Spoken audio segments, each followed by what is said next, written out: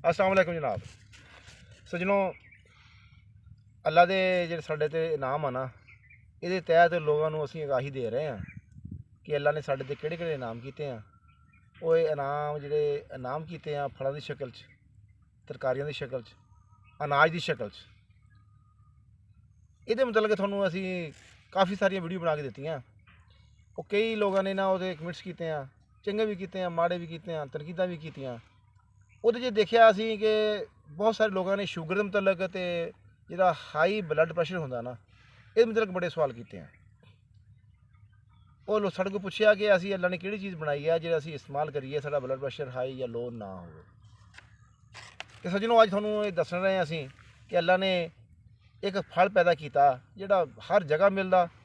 ਪਹਿਲੇ ਉਹ ਬਿਲਕੁਲ ਸਸਤਾ ਸੀ, ਹੁਣ ਕੁਛ ਮਹਿੰਗਾ ਹੋ ਗਿਆ ਕਿ ਹਾਲਾਤ ਦੇ ਹਿਸਾਬ ਨਾਲ ਉਹਦੇ ਬਾਗ ਨਾ ਉਹੀ ਰਹੇ, ਲੇਕਿਨ ਆਬਾਦੀ ਬਹੁਤ ਵੱਧ ਗਈ ਜਿਹਦੀ ਵਜ੍ਹਾ ਨਾਲ ਉਹ ਮਹਿੰਗਾ ਹੋ ਗਿਆ। ਲੇਕਿਨ ਹਜੇ ਵੀ ਅਸੀਂ ਉਹਦੀ ਮਹਿੰਗਾਈ ਨੂੰ ਖ਼ਤਮ ਕਰ ਸਕਦੇ ਹਾਂ। ਇੱਕ ਪੌਦਾ ਘਰ ਲਾ ਲਓ ਤਾਂ ਮੁੱਕਦਾ ਨਹੀਂ, 2 ਸੀਜ਼ਨ ਫਲ ਦਿੰਦਾ ਉਹ ਫਲ ਕਿਹੜਾ ਉਹ ਹੈਗਾ ਅਮਰੂਦ। ਜਿਹੜਾ ਬਲੱਡ ਪ੍ਰੈਸ਼ਰ ਮਰਜ਼ਾ ਨਾ, ਇਹ ਹੈਗਾ ਸਾਇਲੈਂਟ ਕਿਲਰ, ਖਾਮੋਸ਼ ਮੌਤ ਦੇਣ ਦਾ।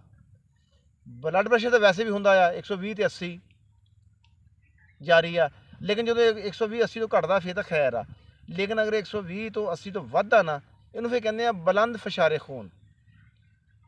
ਬੁਲੰਦ ਫਸ਼ਾਰੇ ਖੂਨ ਇਹਨੂੰ ਉਰਦੂ 'ਚ ਕਹਿੰਦੇ ਆ। ਅਤੇ ਅਮਰੂਦ ਖਾਣ ਨਾਲ ਇਹ ਬਿਲਕੁਲ ਨਾਰਮਲ ਹੋ ਜਾਂਦਾ। ਤੁਹਾਨੂੰ ਪਹਿਲੇ ਦੱਸਾਂਗੇ ਅਮਰੂਦ 'ਚ ਹੈ ਕੀ ਆ। ਅਮਰੂਦ 'ਚ ਵਿਟਾਮਿਨ ਸੀ, ਕੈਲਸ਼ੀਅਮ, ਫਾਈਬਰ ਇਹ ਵਾਫਰ ਮਿਕਦਾਰ 'ਚ ਆ। ਇਹ ਜਦੋਂ ਵੀ ਬਲੱਡ ਪ੍ਰੈਸ਼ਰ ਵੱਧਦਾ, ਸਭ ਤੋਂ ਪਹਿਲੇ ਬੰਦੇ ਦਾ ਮਿਹਦਾ ਖਰਾਬ ਹੁੰਦਾ। ਜੋ ਮਿਹਦਾ ਖਰਾਬ ਹੁੰਦਾ, ਫਾਸਦ ਮਾਦੇ ਜਿਸਮ ਨੂੰ ਰੁਕਦੇ ਆ, ਖੂਨ ਗਾੜਾ ਹੁੰਦਾ, ਜਿਹਦੀ ਵਜ੍ਹਾ ਨਾਲ ਖੂਨ ਆਪਣਾ ਦੌਰਾ ਉਸ ਹਿਸਾਬ ਨਾਲ ਨਹੀਂ ਕਰਦਾ ਜਿਹੜਾ ਇੱਕ ਤੰਦਰੁਸਤ ਬੰਦਾ ਕਰਦਾ, ਅਤੇ ਬਲੱਡ ਪ੍ਰੈਸ਼ਰ ਹਾਈ ਜਾਂ ਲੋ ਹੋਣ ਲੱਗ ਪੈਂਦਾ। ਅਮਰੂਦ ਖਾਣ ਨਾਲ ਹੁੰਦਾ ਕੀ ਆ? ਅਮਰੂਦ ਅਸੀਂ ਕਿਹੜੇ ਖਾਣੇ ਆ? ਸਖਤ ਅਮਰੂਦ ਕਦੀ ਨਹੀਂ ਖਾਣਾ, ਇਹ ਗੱਲ ਯਾਦ ਰੱਖਿਓ ਹਮੇਸ਼ਾ ਲਈ।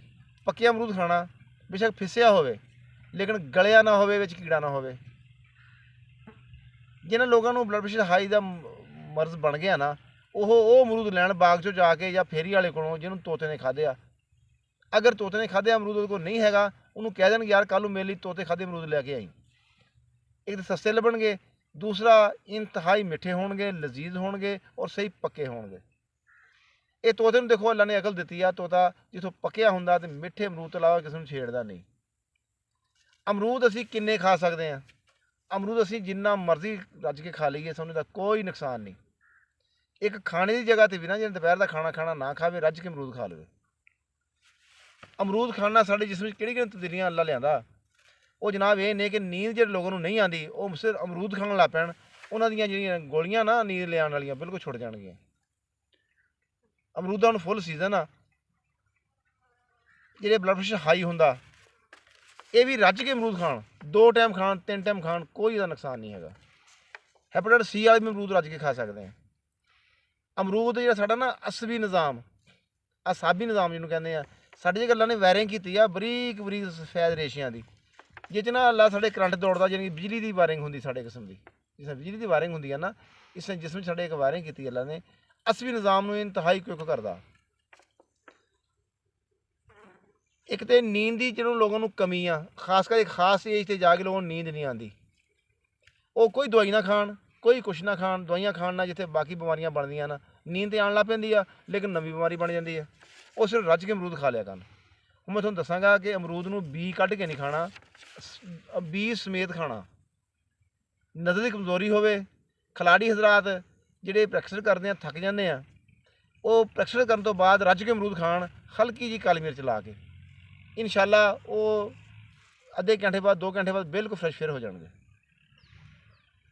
ਅਮਰੂਦ ਖਾਣ ਨਾਲ ਜੇ ਲੋਕਾਂ ਦਾ ਪੇਟ ਖਰਾਬ ਆ, ਰੋਟੀ ਖਾ ਲੈਂਦੇ ਆ, ਤਬਖੀਰ ਬਣ ਗਈ, ਅਫਾਰਾ ਹੋ ਗਿਆ, ਦੁਬਾਰਾ ਭੁੱਖ ਨਹੀਂ ਲੱਗਦੀ, ਕੈਂ ਆਉਣ ਲੱਗ ਪੈਂਦੀ ਆ, ਅਤੇ ਇਨਸ਼ਾਅੱਲਾ ਉਹ ਬੰਦੇ ਨੂੰ ਇਹ ਸਾਰੇ ਮਰਜ਼ ਜਿਹੜੇ ਹੈਗੇ ਨਾ ਪੇਟ ਦੇ ਬਿਲਕੁਲ ਖਤਮ ਹੋ ਜਾਣਗੇ। ਬਿਨਾਈ ਜਿਹਨਾਂ ਦੀ ਕਮਜ਼ੋਰ ਆ, ਉਹ ਅਮਰੂਦ ਖਾਣੇ ਸ਼ੁਰੂ ਕਰ ਦੇਣ। ਜਿਵੇਂ ਦਵਾਈ ਖਾਂਦੇ ਆ ਨਾ ਜਿੰਨੀ ਮਹਿੰਗੀ, ਕਿੰਨੇ ਪੈਸੇ ਅਮਰੂਦ ਖਾ ਲੈਣ ਕਮ ਸੇ ਕਮ, ਬਿਨਾਈ ਸਹੀ ਹੋਣ ਲੱਗ ਪਿਆ ਜੀ। ਇਹ ਕੈਲਸ਼ੀਅਮ ਦਾ ਅਤੇ ਵਿਟਾਮਿਨ ਸੀ ਦਾ ਖਜ਼ਾਨਾ ਆ।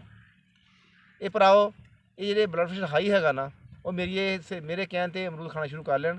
ਇਨਸ਼ਾਅੱਲਾ 15-20 ਦਿਨ ਬਾਅਦ ਉਹਦਾ ਬਲੱਡ ਪ੍ਰੈਸ਼ਰ ਬਿਲਕੁਲ ਨਾਰਮਲ ਹੋਣ ਲੱਗ ਪਏਗਾ, ਨਾ ਵਧੇਗਾ ਨਾ ਘਟੇਗਾ। ਮੈਂ ਉਮੀਦ ਕਰਦਾ ਕਿ ਤੁਸੀਂ ਮੇਰੀ ਇਸ ਜਸਾਰਤ ਤੋਂ ਫਾਇਦਾ ਉਠਾਓਗੇ। ਅਗਲੀ ਵੀਡੀਓ ਤੱਕ ਇਜਾਜ਼ਤ ਚਾਹੁੰਦਾ। अस्सलाम वालेकुम जी।